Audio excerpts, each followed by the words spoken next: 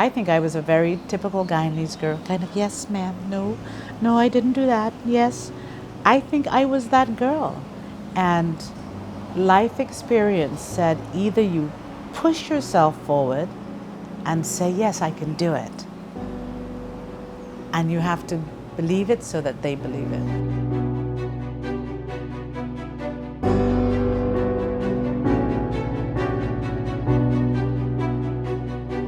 I did live a very idyllic life. It was mangoes, coconut picking,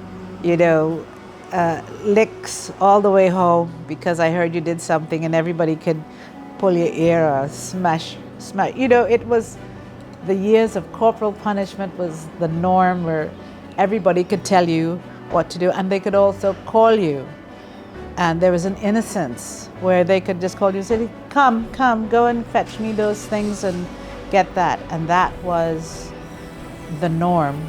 I am going through a phase where I'm doing my own personal transition. So there are things that I might want to do in the future. There's something that I've written that I'd like to produce. There is works that's sitting on shelves waiting for the strike to be over, and so they will come out. There's the Anansi Boys. There is Black Cake.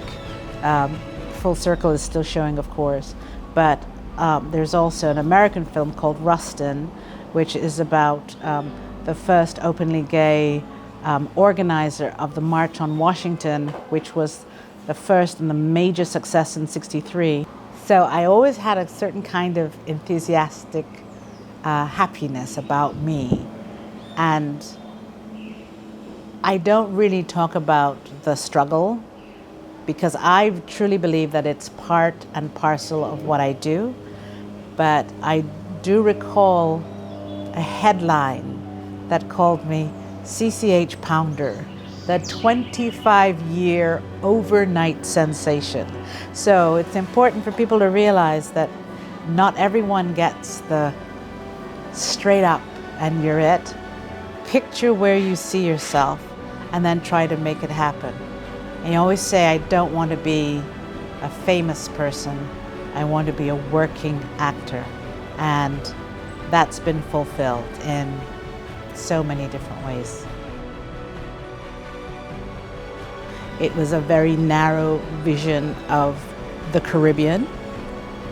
Of Guyana, it was an even narrower vision. It was Jim Jones, which did not happen or was not created by a Guyanese person, but from the outside looking in, this is the horrific thing that happened in Guyana, and that's where their minds get stuck.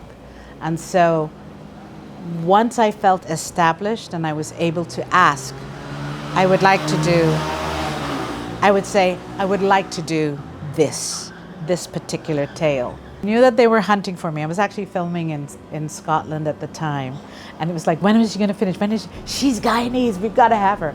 And I think they wanted the kind of authenticness of a Caribbean person living in America. And I didn't have the pressure of having to sound Guyanese as if I still lived here. But the fact that I came from here, was now living in Queens, I had that kind of Guy American accent. I just wanted to be part of something. The cream on the top was the fact that he decided that he was actually going to film in Guyana, which I think introduced a whole bunch of people around the crew part of the show to film and television. It's a wonderful thing to happen to someone. I had my first honorary degree about 10 years ago, and so my kids said, "Oh, you'll be doctor."